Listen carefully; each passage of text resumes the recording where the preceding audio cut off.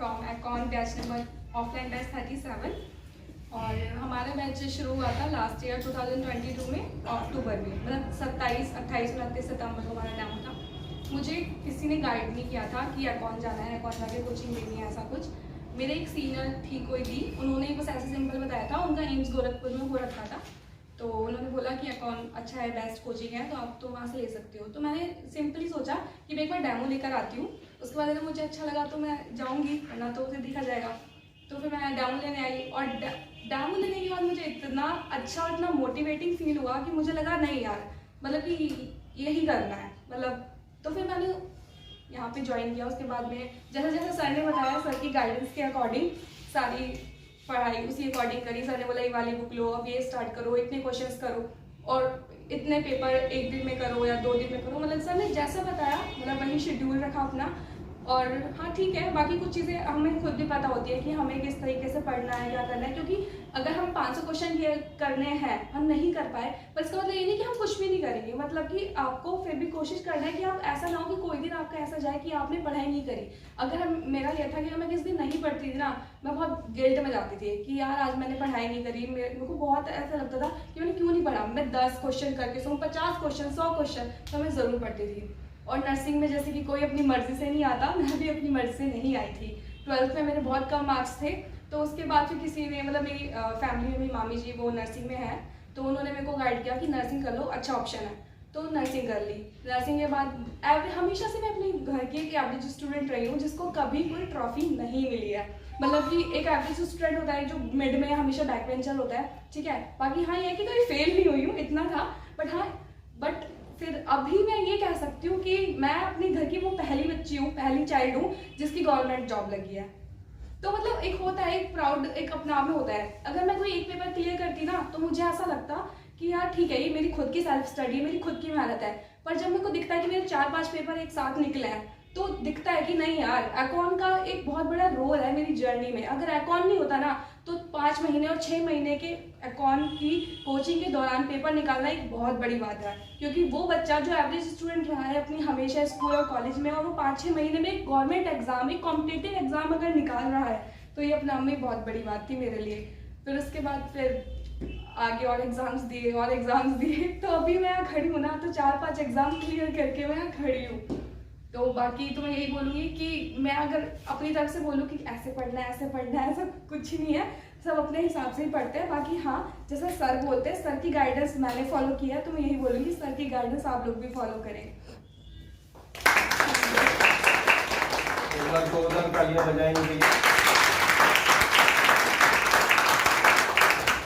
तालियां इतनी तेज होनी चाहिए कि जब आपका सिलेक्शन हो और आपके लिए आप सोच रहे हैं कि यार मेरे लिए इतनी जोरदार तालियां बजाएंगे, मजा आ जाए। तो एक बार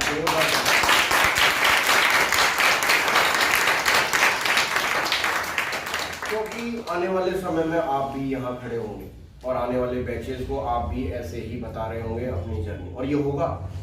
ये मत सोचना कि हमने तो 4-5 दिन में इतने सारे बच्चे देख लिए, पता नहीं हमारे पता है इसका उल्टा इफेक्ट भी आता है कई बार ऐसे बच्चों से मिलवाने का, यार इनका तो हो गया, हमारा क्या होगा, क्या ऐसा हो सकता है क्या कि मेरा भी हो जाए, क्योंकि इनके बैच में भी ऐसा हुआ होगा जब आपके सामने जब मेरे सामने कोई एक दीदी थी, कोई सीनियर, उन्होंने ये चीज बोली थी कि मेरा 2 एग्जाम में हो गया है। तो जब मैं वहां बैठी थी, जब मैंने ये सुना ना, मैंने कहा 2 एग्जाम में हो गया, क्या समझते हैं, मैंने कहा एक करके छोड़ देना था। पर जब खुद लगता है ना कि यार ज्वाइनिंग नहीं आ रही, और दे रहे हैं और एग्जाम दे रहे हैं, तो उससे अपना खुद का कॉन्फिडेंस बिल्ड होता है। तो इसलिए एग्जाम हमेशा देते रहना, कोई एग्जाम छोड़ना मत कभी भी। जो भी एग्जाम है, जो भी पेपर है, चाहे कितनी भी वैकेंसी आए, पेपर जरूर भरना, क्योंकि तुम्हें नहीं पता कि तुम्हारा सिलेक्शन किस एग्जाम में लिखा है। चलो अच्छा, एक बात और बताओ, सैलरी आ गई क्या? नहीं सवाल नहीं होती। पहले की लाइफ में अब की लाइफ में कुछ अंतर है कि कॉन्फिडेंस अब बहुत बढ़िया हो गया है? कॉन्फिडेंस इतना है, मैं अगर शॉर्टली बोलूँ तो, कि अगर मेरे सामने अब मुझे कहोगे ना कि एक क्वेश्चन पेपर सॉल्व कर या एग्जाम सॉल्व कर, मुझे नहीं पता क्वालिफाई या सिलेक्शन, पर हाँ ये है कि एटलीस्ट मतलब मैं ये नहीं कहूँगी, मैं घबराऊंगी नहीं कि यार नहीं यार मेरी तैयारी नहीं है या मुझे रिवीजन चाहिए, ऐसा नहीं होगा। एटलीस्ट मैं कहूँगी अच्छा पेपर है, कोई नहीं, चलो देकर आते हैं, इतना कॉन्फिडेंस है। पेरेंट्स का क्या व्यू है? पेरेंट्स बहुत प्राउड फील करते हैं जब हम लोग, अब खुद ही सोचो, अब आप पास आउट होने के बाद में 1-2 साल के अंदर आप सिलेक्शन ले लेते हो तो पेरेंट्स की खुशी क्या होगी? जो इतना पैसा उनका तुमने खर्च करवाया है उनको लौटाना तो पड़ेगा। पेरेंट्स तो बहुत ही खुश है, मुझसे भी ज़्यादा खुश। चलो, और कुछ आप में से कोई पूछना चाहिए इनसे तो पूछ सकते हैं, 2 मिनट हैं अपने पास। मैम अभी कहाँ पे वर्क कर रही हो? मैं यूपीयू में सैफई में वर्किंग हूँ, पर लेकिन अभी मैं वहाँ से स्विच करने की सोच रही हूँ पीजीआई लखनऊ। हाँ जी। और अपने अकाउंट के और भी बच्चे हैं वहाँ पे? अकाउंट के बच्चे हर जगह मिलेंगे, तुम कहीं भी जाओगे ऐसा हो नहीं सकता तुम्हें अकाउंट का स्टूडेंट ना मिले। हाँ, किसी भी हॉस्पिटल में जाओगे ना इंडिया के किसी भी कोने में, मतलब दमनदीप तक भी और जिपमर तक नॉर्थ भी, से लेके साउथ तक, वहाँ हर वार्ड में एक एक कैंडिडेट तो मिल ही जाएगा कि हाँ भाई कहाँ से था, कि मैं फलाने बैच से अकाउंट का था। तो ऐसा होगा आपके साथ भी। अभी एग्जाम सेंटर से भी लेके और नौकरी लगने तक हर जगह अकाउंटिंग है आज। मैं उम्मीद कर रहा हूँ कि जितने भी बच्चे ऑनलाइन और ऑफलाइन में इनको सुन रहे हैं वो बच्चे भी जल्दी यहाँ आए और हम लोगों के नाम को आगे लेकर जाएं, अकाउंट के नाम को आगे लेकर जाएं, अपने पेरेंट्स के नाम को आगे लेके जाएं जिन्होंने इतनी मुश्किल से आप लोगों को पढ़ाया है, पैसा लगाया है, उनको अच्छे रिजल्ट दें, ताकि वो भी अपना समाज में प्राउड फील होता है ना पेरेंट्स को भी जब अपने बच्चों के बारे में बताते हैं कि हमारा बच्चा तो वहाँ लग गया है, तो बड़ी प्राउड फीलिंग है। और मिडिल क्लास में तो गवर्नमेंट जॉब की वैल्यू आप जानते ही हो, जिस फैमिली से हम लोग निकल के आए हैं वहाँ गवर्नमेंट जॉब मतलब एक रुतबा है, एक स्टेटस सिंबल है कि हाँ हमारे घर से गवर्नमेंट जॉब है। और इन्होंने कहा है कि ये तो पहली कैंडिडेट है अपने घर की, तो मतलब फिर तो बात ही क्या है, फिर तो बहुत ही प्राउड वाली बात है। एक बार और जोरदार तालियां बजाएं।